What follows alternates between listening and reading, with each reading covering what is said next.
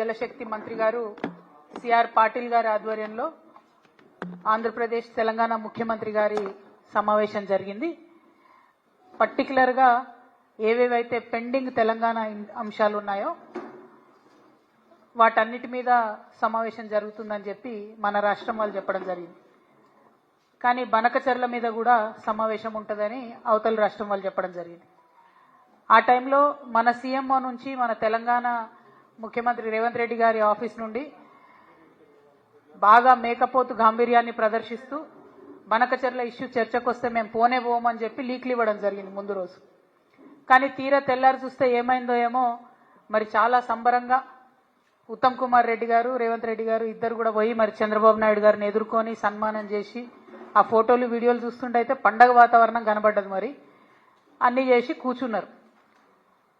సరే meeting పోయినరు. Meeting పోయినాక నేను మీ అందరికీ తెలుసు ఎప్పుడు కూడా సమాచారం లేకుండా మాట్లాడను, నిర్దిష్టమైనటువంటి ఆధారాలు లేకుండా మాట్లాడను.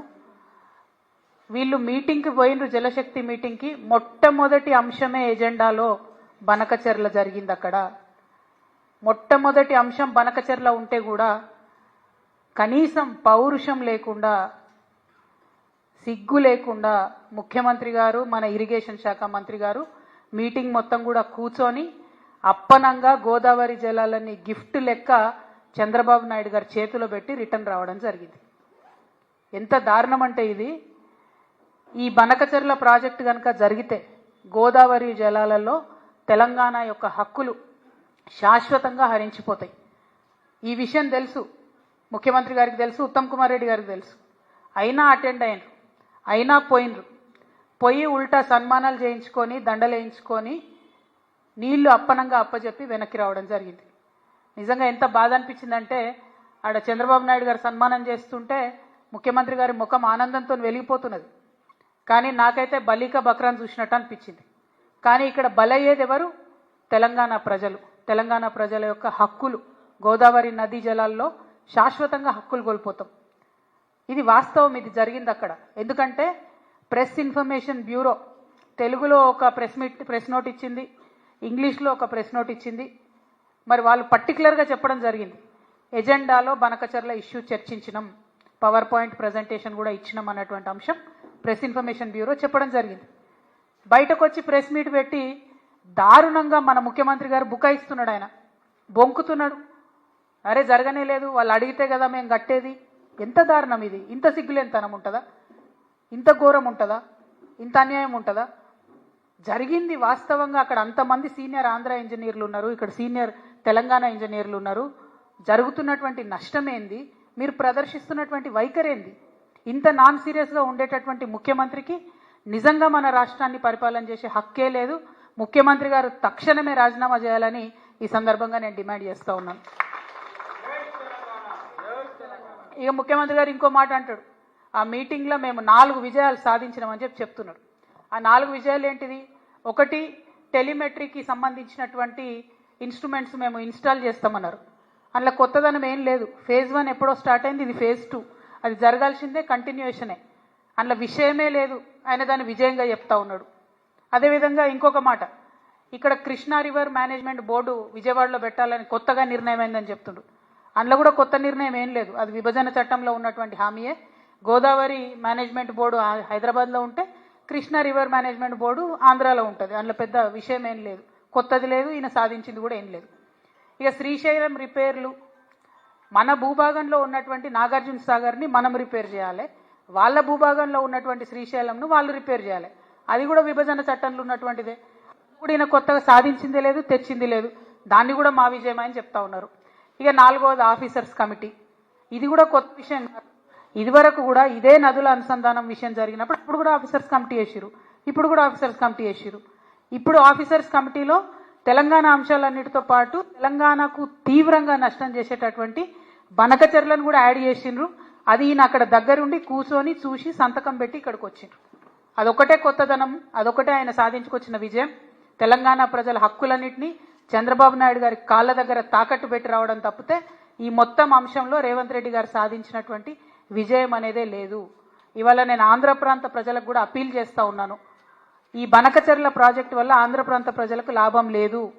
ఆల్రెడీ నీళ్ళు వస్తున్నటువంటి ఆయకట్టుకు మళ్ళీ నీళ్ళు ఇచ్చేటటువంటి ఒక ప్రాజెక్టు డిజైన్ చేసిరు తప్పితే ఇందులో కొత్తదనం లేదు. ఆంధ్రప్రదేశ్లో ఇప్పటికీ కూడా నీళ్లు రానటువంటి ప్రాంతాలకు నీళ్లు రావాలని మీ సోదరుగా నేను కోరుకుంటున్నాను. కానీ ఈ ప్రాజెక్టు బనకచెర్ల ప్రాజెక్టు ఒక కుట్రపూరితమైనటువంటి ప్రాజెక్టు, కాంట్రాక్టర్ల కోసం కడుతున్నటువంటి ప్రాజెక్టు, దాంట్లోంచి వచ్చేటటువంటి కమిషన్ల కోసం కడుతున్నటువంటి ప్రాజెక్టు. ఇవాళ నేను సవాల్ చేస్తా ఉన్నాను, ఖచ్చితంగా ఇదే ప్రాజెక్టు మెగా కృష్ణారెడ్డి గారికే ఇవ్వడం జరుగుతుంది. మళ్ళీ మెగా ఇంజనీరింగ్ కంపెనీ నుండి తనకొచ్చేటటువంటి వాటా కోసం మన భవిష్యత్తుని గోదావరి నది జలాల వాటాను మొత్తం కూడా తాకట్టు పెట్టి మన ముఖ్యమంత్రి రేవంత్ రెడ్డి గారు హైదరాబాద్ రావడం జరిగింది. మీరు చూడండి, ఇది జరగకపోతే రేపు ఈ ప్రాజెక్టు మెగా ఇంజనీరింగ్కి ఇవ్వకపోతే మీరు చూడండి.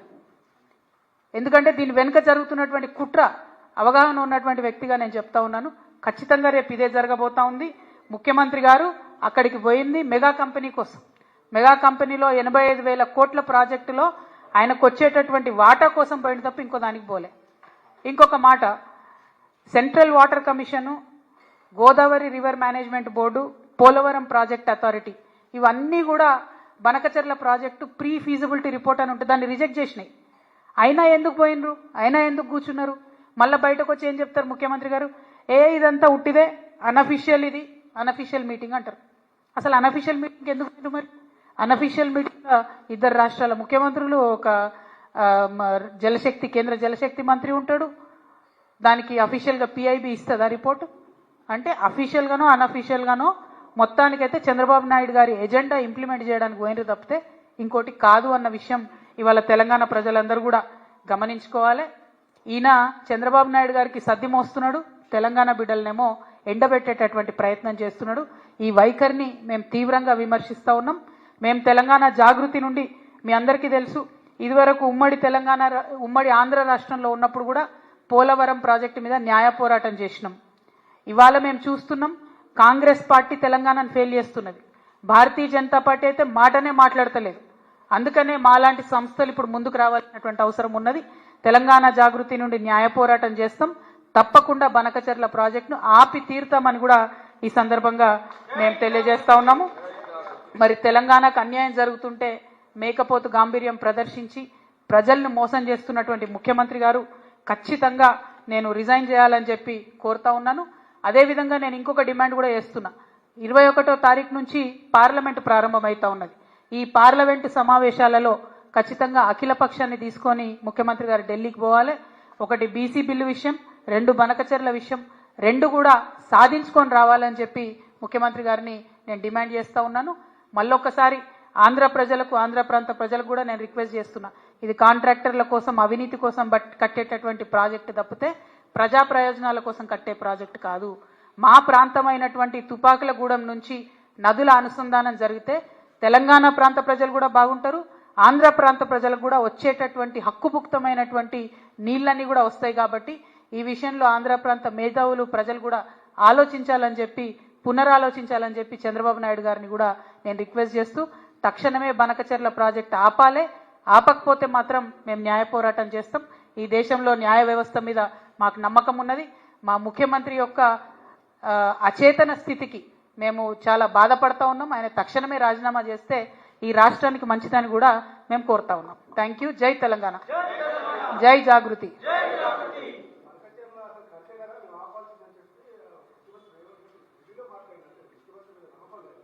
100% లేదు. ఒకటే మీటింగ్కి పోయినటువంటి ఆంధ్ర మంత్రి గారు బయటకు వచ్చేమో మేము బనకచెర్ల కడుతున్నాం, బనకచెర్ల మీద డిస్కషన్ అయిందని చెప్పిండు. ప్రెస్ ఇన్ఫర్మేషన్ బ్యూరో కేంద్ర ప్రభుత్వంలో కూడా బనకచెర్ల మీద డిస్కషన్ అయింది, ఆఫీసర్స్ కమిటీలో ఉంటుందని చెప్తున్నారు. ఇక ముఖ్యమంత్రి గారు బయటకు వచ్చేమో డిస్కషన్ కాలే అంటుండు. వీరి యొక్క గత చరిత్ర మనకు తెలుసు కదా. ఆయన పెట్టుకున్న ఓట్లు, ఆయన మాట్లాడిన మాటలు, ఆయన ఎగ్గొట్టినటువంటి రైతు బంధులు, రైతు భరోసాలు, కళ్యాణ లక్ష్మిలు అన్నీ మనకు తెలిసినాయి కదా. సో ఆయన చరిత్ర తెలుసు కాబట్టి ఖచ్చితంగా మన ముఖ్యమంత్రే, మన తెలంగాణ ముఖ్యమంత్రే అబద్ధం ఆడుతున్నాడని తేట తెల్లం అయిపోయింది ఇలా ప్రజల ముందట. అందుకే బలంగా చెప్తా ఉన్నాం, ఆయన రాజీనామా చేయాలి, ఆయన పదవిలో కొనసాగేటటువంటి అర్హతనే లేదు.